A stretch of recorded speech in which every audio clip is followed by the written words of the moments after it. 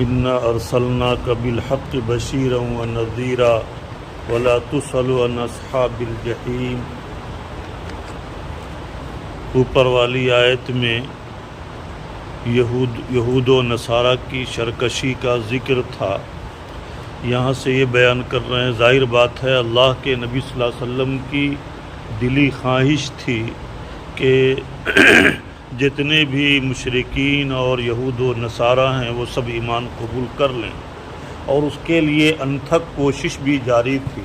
اس کے باوجود یہ لوگ اپنی سرکشی کی بنا پر ایمان نہیں قبول کرتے تھے، جس سے اللہ کے لاڈلے نبی کو بڑا رنج ہوا۔ چنانچہ آپ کی تسلی کے لیے اللہ کی طرف سے یہ حکم ہے کہ انا ارسلناک بالحق بشیرا ونذیرا، اے اللہ کے نبی صلی اللہ علیہ وسلم، ہم نے آپ کو تعلیم برحق کے ساتھ بشیر اور نذیر بنا کر بھیجا۔ اللہ کے نبی صلی اللہ علیہ وسلم کے دو فرض منصبی کو اس میں بیان کیا گیا کہ جو ایمان قبول کریں ان کو قبولیت ایمان پر اللہ کی طرف سے ملنے والے اجر و ثواب کی خوشخبری سنانے والا بنا کر بھیجا ہم نے آپ کو، اور جو ایمان قبول کرنے سے انکار کریں، اعراض کریں، ان کو عدم قبولیت ایمان پر آنے والے عذاب سے ڈرانے والا بنا کر بھیجا گیا، بشیر اور نذیر۔ وَلَا تُسْأَلُ عَنْ أَصْحَابِ الْجَحِيمِ، اور آپ سے جہنمیوں کے بارے میں سوال نہیں ہوگا، یعنی اللہ کے نبی صلی اللہ علیہ وسلم کو تسلی دی جا رہی ہے کہ جو لوگ ایمان قبول نہیں کر رہے ہیں وہ گویا کہ اپنے آپ کو جہنم کا ایندھن بنا رہے ہیں۔ قیامت کے دن آپ سے ان کے بارے میں سوال نہیں ہوگا کہ ان لوگوں نے ایمان قبول کیوں نہیں کیا۔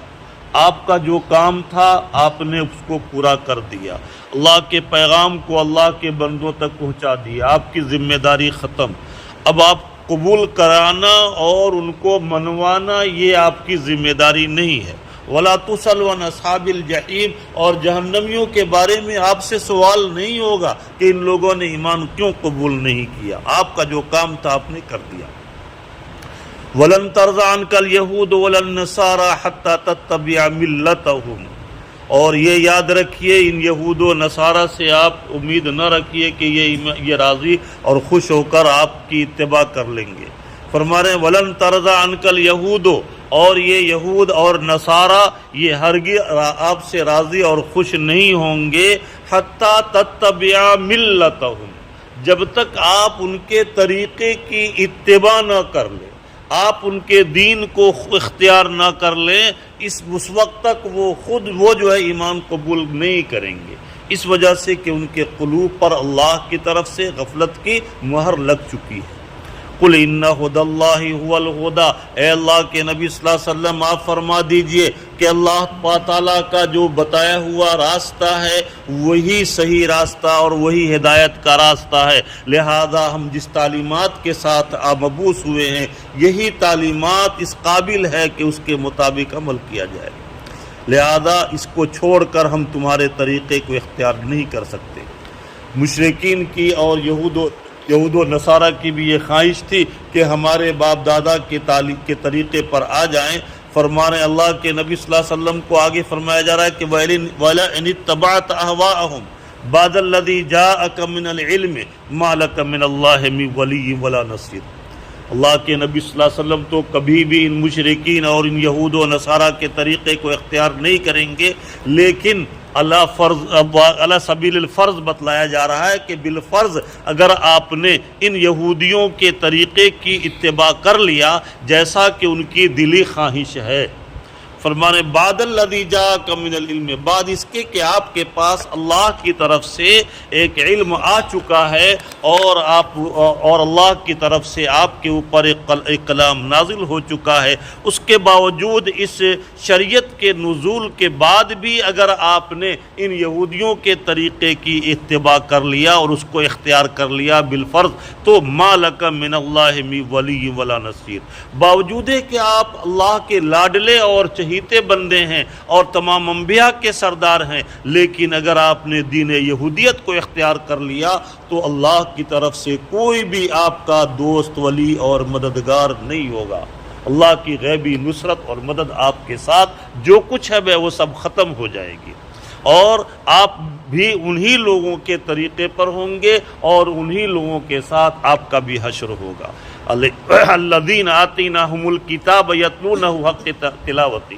اس کے برخلاف اہل کتاب میں سے کچھ لوگ وہ ہیں، ایسے ہیں کہ جن کے سامنے جب اللہ کے نبی صلی اللہ علیہ وسلم کی تعلیم برحق کو پیش کیا گیا تو انہوں نے چونکہ اپنی سابقہ کتاب تورات میں، انجیل میں ان آخری زمانہ میں نازل ہونے والے نبی اور ان کی شریعت کے بارے میں پڑھ لیا تھا، سن چکے تھے، پڑھ چکے تھے، اسی وجہ سے ان لوگوں نے فوراً اس کو قبول کر لیا۔ اسی کا جو اہل کتاب میں سے جو لوگ ایمان لائے ان کا تذکرہ آگے آ رہا ہے کہ الذین آتیناہم الکتاب، کہ وہ لوگ جن کو ہم نے کتاب عطا فرمایا ہے، یتلونہ حق تلاوتہ، وہ کہ اس کا حقہ تلاوت کرتے ہیں، اولئک یؤمنون بہ، یہی وہ لوگ ہیں جو اس پر ایمان رکھتے ہیں، اور جب ان کے سامنے اللہ کے نبی صلی اللہ علیہ وسلم کی بعثت ہوئی اور اللہ کے نبی صلی اللہ علیہ وسلم کی تعلیم کو پیش کیا گیا تو ان لوگوں نے ایمان قبول کر لیا۔ اولئک یؤتون اجرہم مرتین، یہ لوگ ڈبل نبی اور جب ڈبل شریعت پر ماننے والے اور ڈبل نبی کی تعلیمات پر عمل کرنے والے ہیں، اسی وجہ سے یہ لوگ دوہرے اجر کے مستحق ہیں۔ وَمَن يَكْفُرْ بِهِ فَأُولَٰئِكَ هُمُ الْخَاسِرُونَ، اس کے برخلاف جن لوگوں نے بھی یہودیوں کی جماعت میں سے ہو یا نصارہ کی جماعت میں سے ہو، جن لوگوں نے بھی نبی آخر الزمان صلی اللہ علیہ وسلم کی نبوت کا انکار کیا، آپ کے اوپر نازل ہونے والی شریعت اور کتاب کا انکار کیا، فرما رہے ہیں کہ تو ایسا شخص کافر قرار پائے گا اور جہنم کا ایندھن ہوگا۔ وَمَن يَكْفُرْ بِهِ، اور جو شخص بھی ان تعلیمات کا انکار کرے جو اللہ کے نبی صلی اللہ علیہ وسلم لے کر آئے ہیں، فَأُولَٰئِكَ هُمُ الْخَاسِرُونَ، یہی لوگ خسارہ اور نقصان برداشت کرنے والے ہیں، خسارہ اور نقصان اٹھانے والے ہیں۔ یا بنی اسرائیل اذکروا نعمتی التی انعمت علیکم وانی فضلتکم علی العالمین، اے بنی اسرائیل کی جماعتو، اللہ کی طرف سے تم کو جو تمہارے اوپر جو نعمتیں نچھاور کی گئی ہیں، ان نعمتوں کو یاد کرو جن نعمتوں کو ہم نے تمہارے اوپر نچھاور کیا ہے۔ وَأَنِّي فَضَّلْتُكُمْ عَلَى الْعَالَمِينَ، اللہ کی بے شمار نعمتیں ان کو ملی، ان میں سے ایک عظیم نعمت یہ تھی کہ ان کے خاندان میں مسلسل نبوت کا سلسلہ جاری رہا۔ اسی طریقے سے اللہ تعالیٰ نے ان کو اپنے زمانہ کے لوگوں پر برتری عطا فرمائی۔ وَأَنِّي فَضَّلْتُكُمْ عَلَى الْعَالَمِينَ، اور میں نے تم کو پورے اپنے زمانہ میں پورے عالم کے لوگوں پر فضیلت اور برتری عطا فرمایا، لہذا تم ان فضیلت کا اور ان نعمتوں کا شکریہ ادا کرتے ہوئے تم ایمان قبول کر لو۔ اگر ایمان قبول نہیں کرو گے تو یاد رکھو اس کا جو ہے اس کی سزا تم کو بہت سخت بھگتنی پڑے گی۔ وَاتَّقُوا يَوْمًا لَا تَجْزِي نَفْسٌ عَن نَفْسٍ شَيْئًا، ان یہودیوں کا اور نصارہ کا خیال یہ تھا کہ ہمارے باپ دادا چونکہ نبی تھے، ہمارے خاندان میں نبوت کا سلسلہ رہا ہے، اس وجہ سے ہمارے باپ دادا ہمارے لیے سفارش کریں گے اور ہم کو جہنم میں نہیں جانے دیں گے۔ اسی کی تردید کی جا رہی ہے کہ وَاتَّقُوا يَوْمًا لَا تَجْزِي نَفْسٌ عَن نَفْسٍ شَيْئًا، تم اس دن سے ڈرو، قیامت کے دن سے ڈرو، اس سے مراد قیامت کا دن ہے کہ اس قیامت کے دن سے ڈرو کہ جس دن کوئی نفس کسی دوسرے نفس کو کوئی بدلہ نہیں دے سکے گا اور اللہ کے عذاب سے نہیں بچا سکے گا اور کسی کی کوئی سفارش نہیں کر سکے گا۔ ہاں البتہ اللہ تعالیٰ کی طرف سے جس کو سفارش کی اجازت ہو وہی سفارش کر سکے گا، اور سفارش کی اجازت کس کے لیے ہوگی؟ سفارش کی اجازت کے لیے شرط ہے ایمان اور عمل صالح، کہ جس کا نبی آخر الزمان صلی اللہ علیہ وسلم پر ایمان واقع ہے اور اس کے ساتھ ایمان کے ساتھ عمل صالح ہے، ایسے لوگوں کے حق میں اللہ تعالیٰ کی طرف سے سفارش کی اجازت ہوگی۔ وَلَا يُقْبَلُ مِنْهَا عَدْلٌ، اور نہ ان کی طرف سے کوئی فدیہ قبول کیا جائے گا۔ اگر قیامت کے دن مشرکین یہ چاہیں گے کہ ہمارے پاس اگر پوری دنیا کا خزانہ بھی حاصل ہو جائے تو ہم جہنم کی آگ سے بچنے کے لیے اب فدیہ کے طور پر پیش کر دیں اور بچ جائیں، لیکن اللہ تعالیٰ فرماتے ہیں کہ اگر بالفرض پوری دنیا کا کئی گنا خزانہ ان کو دے دیا جائے اور اس کے باوجود وہ سارے خزانے کو جہنم کے عذاب سے بچنے کے لیے پیش کر دیں تو بھی قبول نہیں کیا جائے گا، کوئی بھی فدیہ بڑا سے بڑا فدیہ قبول نہیں کیا جائے گا۔ کیوں؟ اس وجہ سے کہ چونکہ یہ ایمان شرط ہے فدیہ اور سفارش کی قبولیت کے لیے۔ ولا يقبل منها عدل، اور ان کی طرف سے نہ کوئی فدیہ قبول کیا جائے گا، ولا تنفعها شفاعۃ، اور نہ کسی کی سفارش ان کے لیے نفع بخش ہوگی۔ سفارش کا نفع بخش ہونا تو دور کی بات، سفارش کا وجود ہی نہیں ہوگا، چونکہ اللہ کی بارگاہ میں اللہ کی اجازت کے بغیر بڑے سے بڑے ولی اور بڑے سے بڑے نبی کو بھی سفارش کی اجازت نہیں ہوگی، کوئی سفارش نہیں کر سکیں گے، اور جن کو اجازت ہوگی وہ بھی سفارش کریں گے تو انہی لوگوں کے حق میں جو ایمان اور عمل صالح سے متصف ہوں۔ ولا تنفع شفاعۃ ولا هم ينصرون، اور نہ ان کو کوئی سفارش نفع پہنچائے گی اور نہ ان کی کوئی مدد کی جائے گی جن کے ساتھ ایمان نہیں ہے۔ معلوم ہوا کہ یہ اخروی نجات کے لیے ایمان شرط اولی کی حیثیت رکھتا ہے، ایمان اور عمل صالح بھی ضروری ہے۔ وَإِذِ ابْتَلَىٰ إِبْرَاهِيمَ رَبُّهُ بِكَلِمَاتٍ فَأَتَمَّهُنَّ، جو اللہ کے جتنے مقرب بندے ہوتے ہیں ان کو آزمائش بھی ان کی سخت ہوتی ہے۔ مقربہ را بیش بود حیرانی، جو جتنا اللہ کا مقرب بندہ ہوتا ہے اتنا ہی زیادہ اللہ کی طرف سے ان کے اوپر حالات اور آزمائش آتے ہیں۔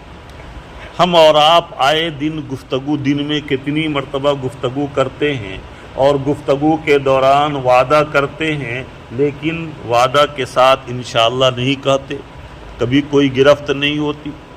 اللہ کے نبی صلی اللہ علیہ وسلم نے ایک مرتبہ مشرکین مکہ سے وعدہ کیا کہ ہم تم کو تمہارے ان 3 سوالوں کا جواب کل دیں گے، اور انشاءاللہ کہنا بھول گئے، فوراً اللہ کی طرف سے گرفت ہو گئی، اور 1-2 دن نہیں، راجح قول کے مطابق 15 دن تک جبرائیل امین علیہ السلام کی آمد کا سلسلہ موقوف ہو گیا، جبکہ ایک دن میں کئی مرتبہ آتے تھے، اب ایک مرتبہ بھی نہیں آ رہے، اب مشرکین مذاق اڑا رہے ہیں۔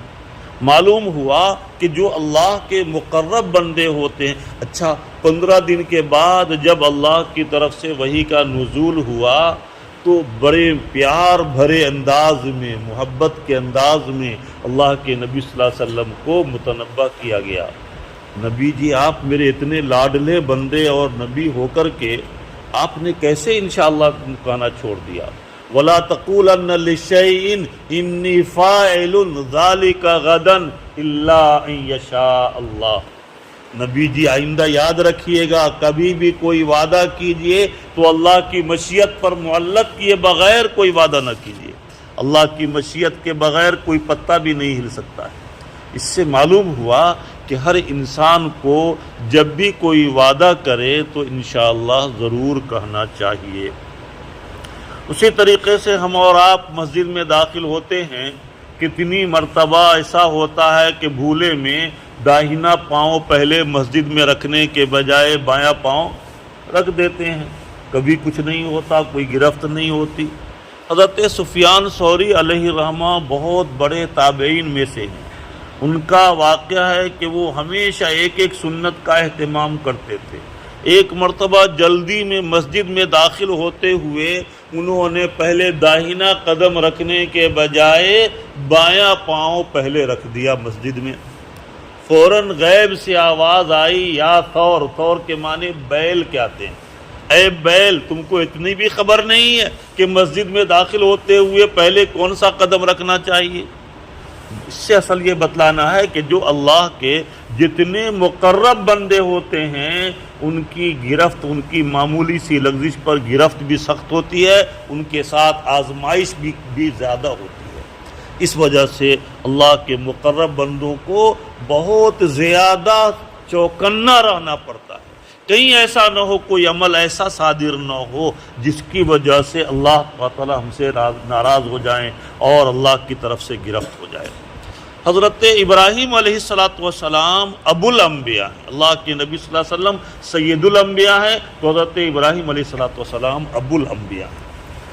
اور حضرت ابراہیم علیہ السلام کی نسل میں بہت سے انبیاء وجود میں آئے، اسی وجہ سے ابو الانبیاء ان کو کہا جاتا ہے۔ تو حضرت ابراہیم علیہ السلام اللہ کے انتہائی مقرب بندے تھے، اور حضرت ابراہیم علیہ السلام کو تمام ادیان باطلہ کے لوگ حتیٰ کہ مشرکین بھی ان کو اپنا پیشوا اور بڑا مانتے ہیں، اپنا گرو مانتے ہیں۔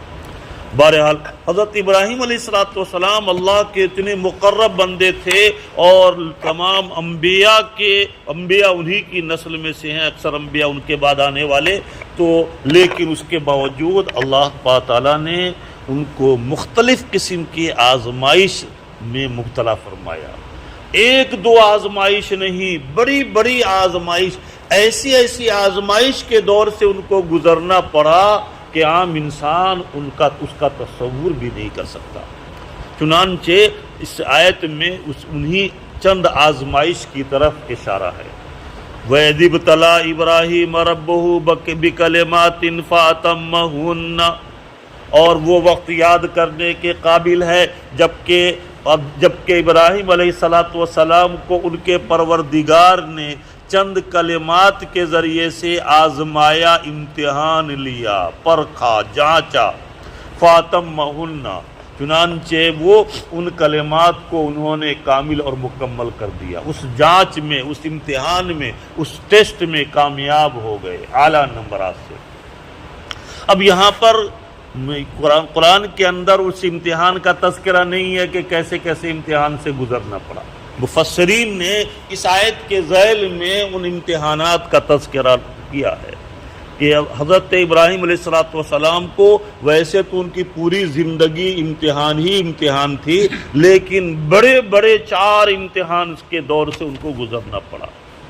سب سے پہلا امتحان یہ تھا کہ جب ہوش سنبھالا تو دیکھا کہ ان کے والد آزر، جن کا اصل نام طارق تھا یا عبد الغفار تھا، طارق نام تھا ان کا، اور ان کا عبرانی زبان میں ان کا نام جو آزر تھا، آزر کہتے ہیں محب صنم، بت سے محبت کرنے والے کو۔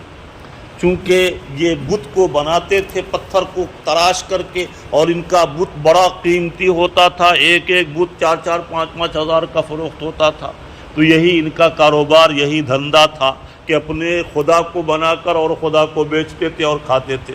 گویا کہ آزر کا جو ہے یہی وہاں کے معاملہ تھا، اور ان کے گھر میں بت یہی بنتا تھا۔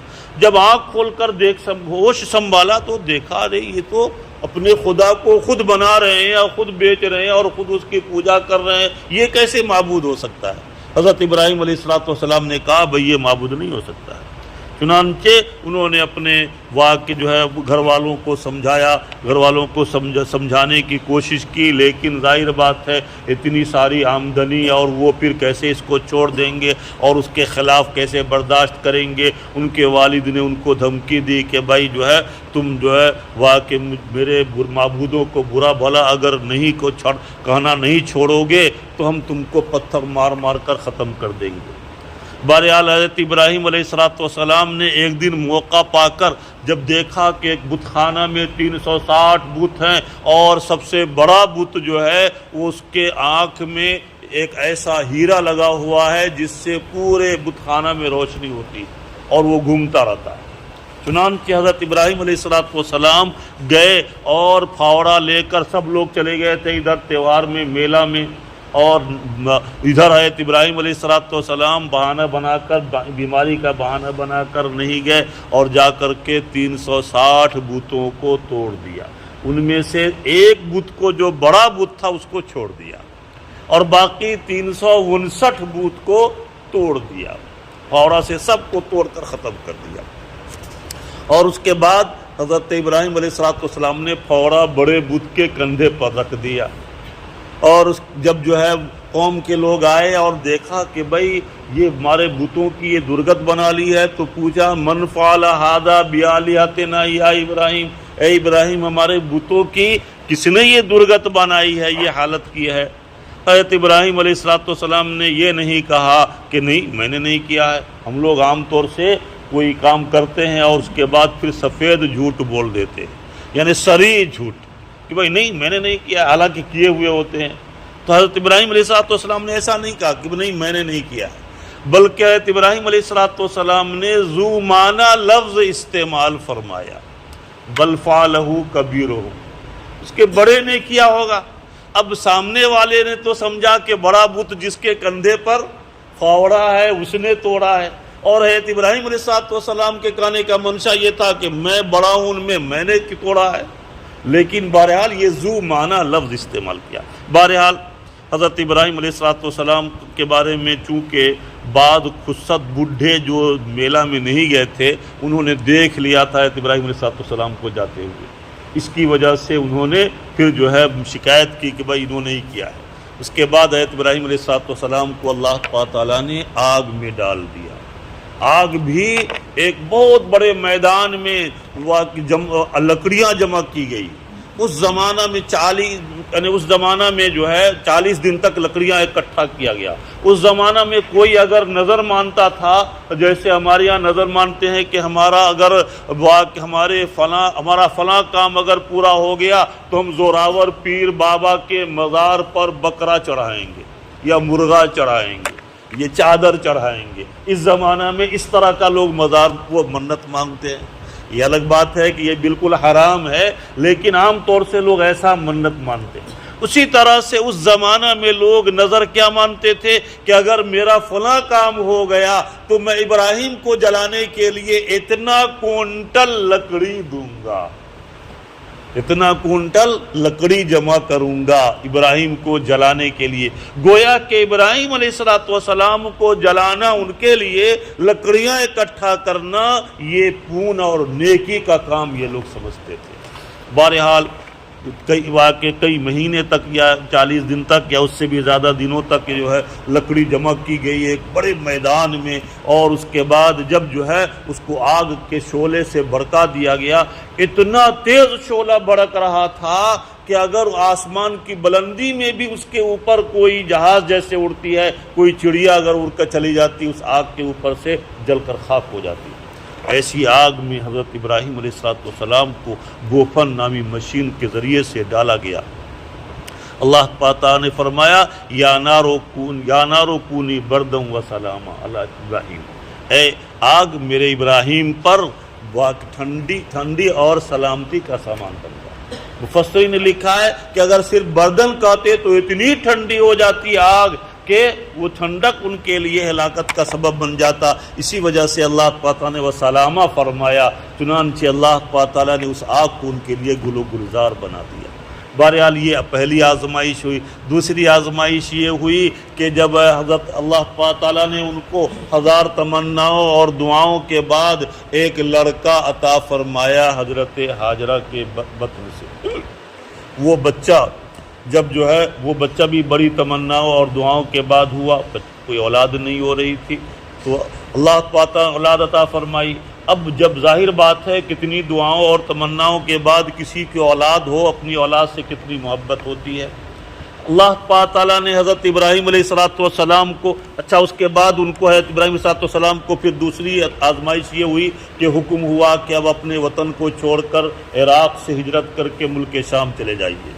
ایک اجنبی جگہ میں جا کر زندگی گزارنے لگے، بیاب ہو گیا، اور وہاں جا کر کے اجنبی جگہ میں اپنے گھر بسایا۔ پھر وہاں جا کر کے حضرت ابراہیم علیہ السلام کو بہت سی تمناؤں اور دعاؤں کے بعد ایک لڑکا ہوا، حضرت اسماعیل۔ چنانچہ اللہ کی طرف سے حکم ہوا، جب وہ بچہ پیدا ہوا ابھی دودھ پی ہی رہا تھا کہ اللہ کی طرف سے حکم ہوا کہ آپ اپنے اس بچے کو اور اپنی پیاری بیوی کو لے کر یہاں سے دور جنگل میں چلے جائیے، اور بیوی بچوں کو وہاں چھوڑ کر آپ پھر یہاں آ جائیے۔ اب کہاں جائیں گے؟ چنانچہ حضرت جبرائیل علیہ السلام آگے آگے چل رہے تھے، اور پیچھے پیچھے یہ میاں بیوی، اور بیوی کے ہاتھ میں وہ بچہ۔ اور کھجور کا ایک توشہ اور پانی کا ایک چھاگل ساتھ میں تھا۔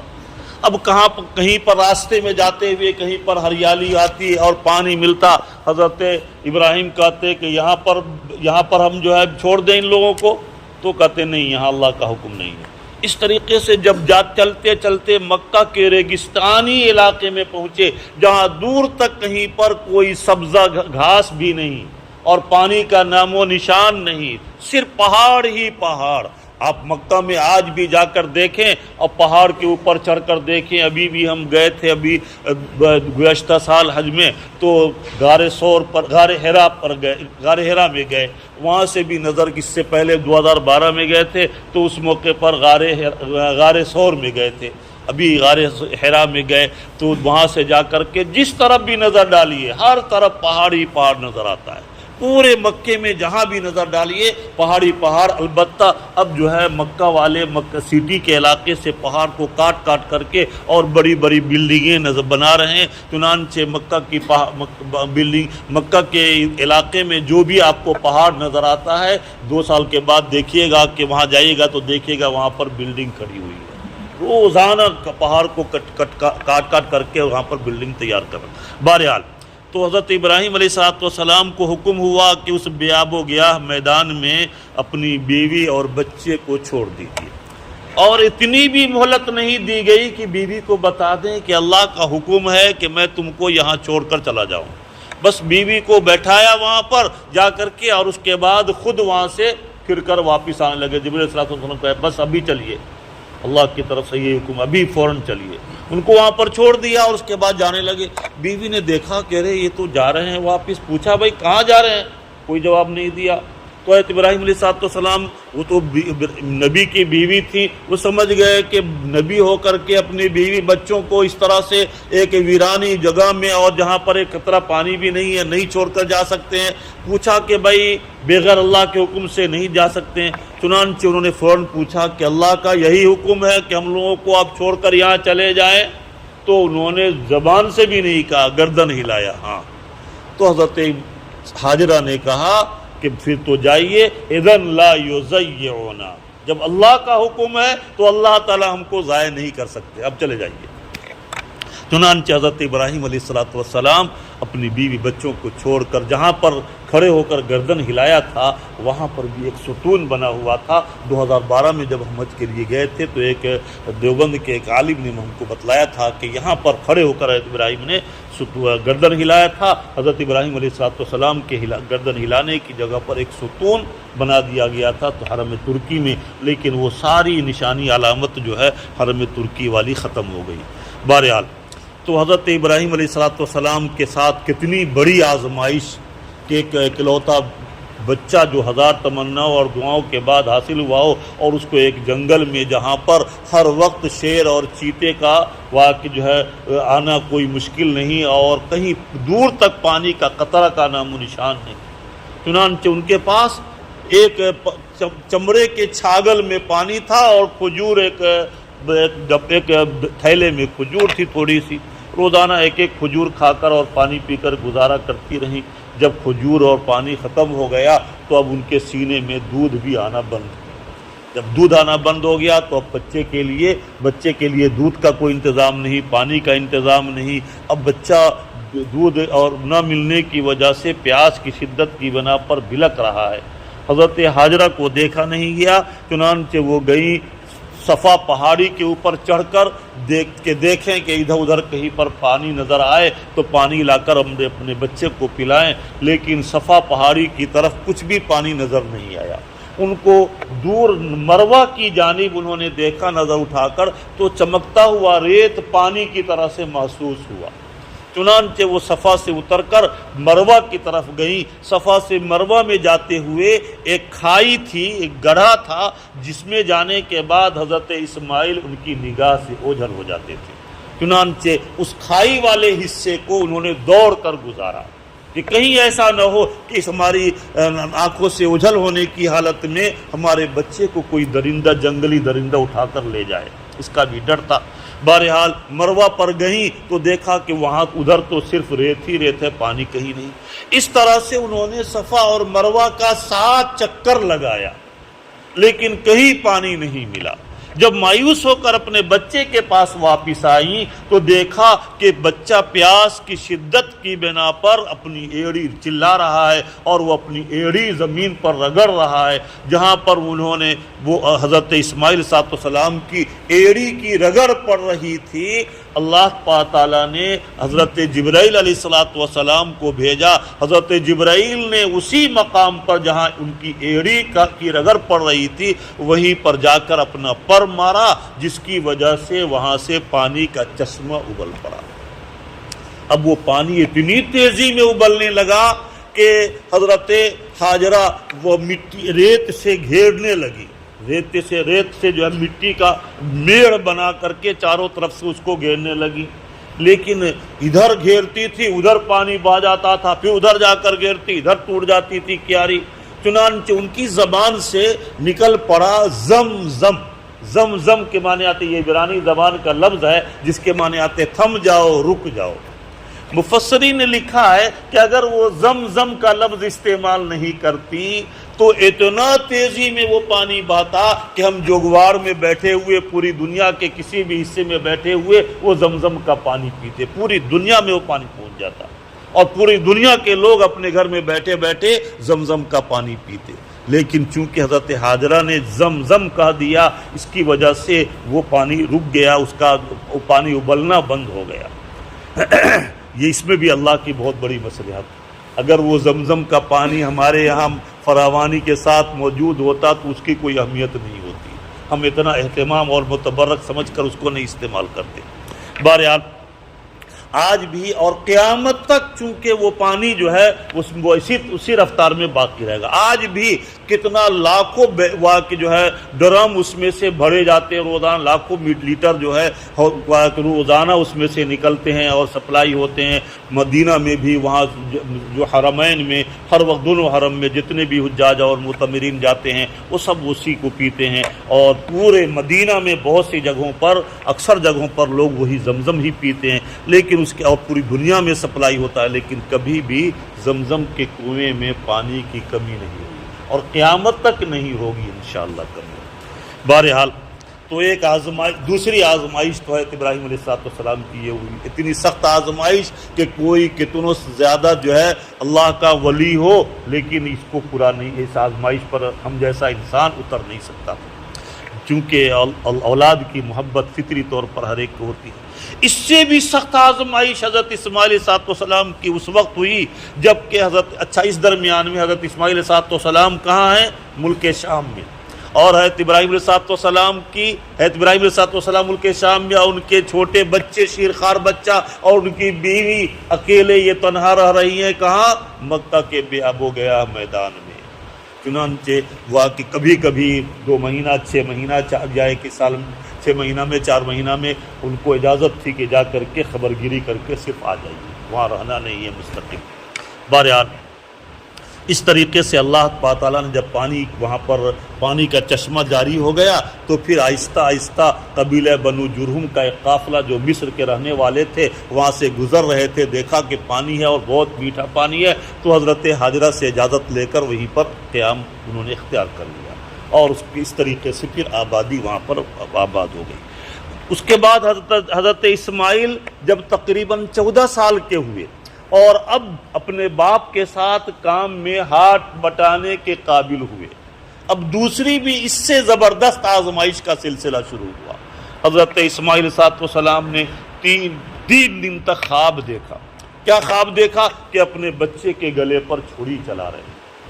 اب نبی کا خواب وحی کے حکم میں ہوا کرتا ہے، گویا کہ حضرت ابراہیم علیہ السلام کو یہ حکم دیا جا رہا ہے خواب میں کہ اپنے بچے کے گلے پر چھری چلائیں۔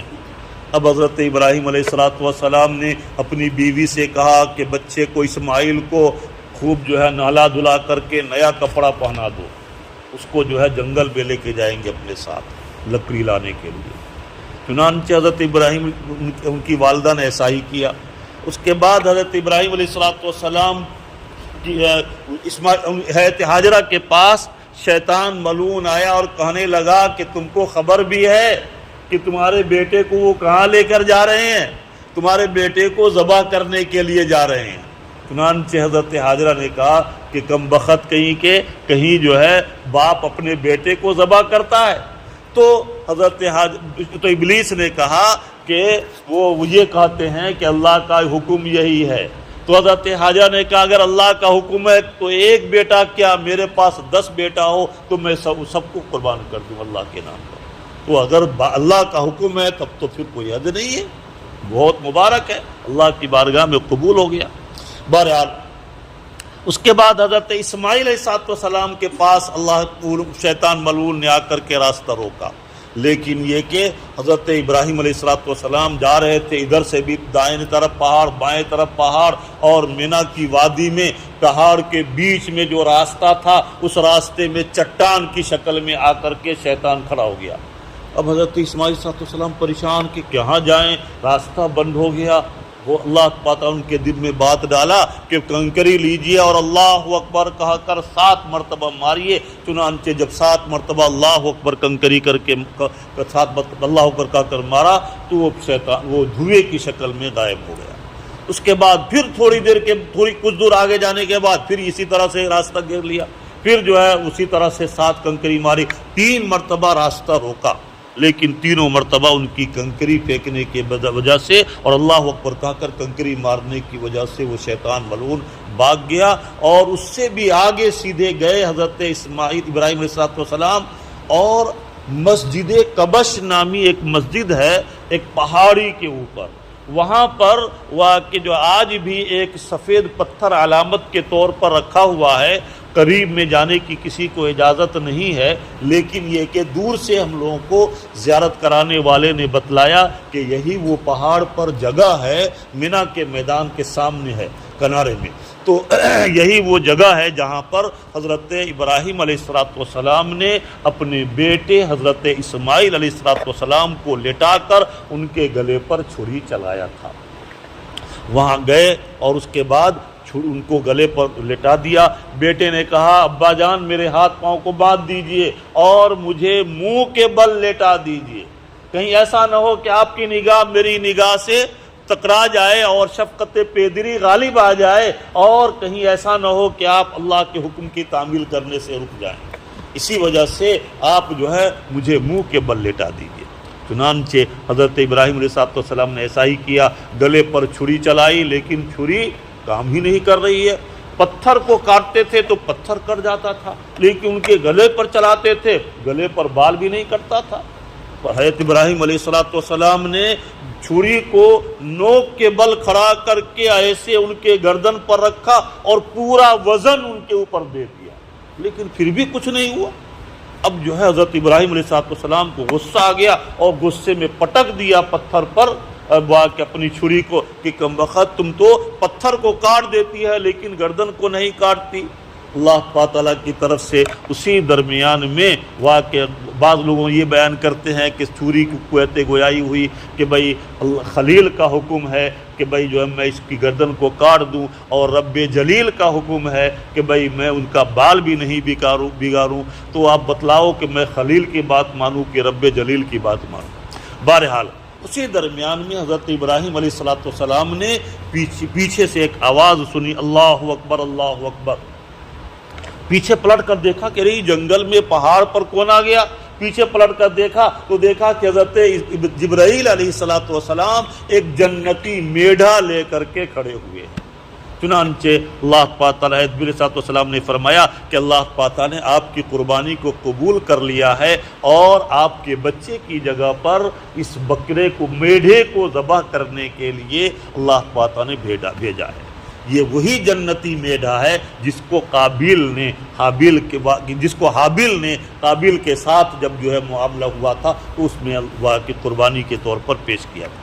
بہرحال تو اللہ حضرت ابراہیم علیہ السلام نے جب جو ہے یہ سنا کہ اللہ تعالیٰ نے میری قربانی کو قبول کر لیا اور امتحان میں کامیاب ہو گئے ہیں تو انہوں نے کہا لا الہ الا اللہ واللہ اکبر. اس کے بعد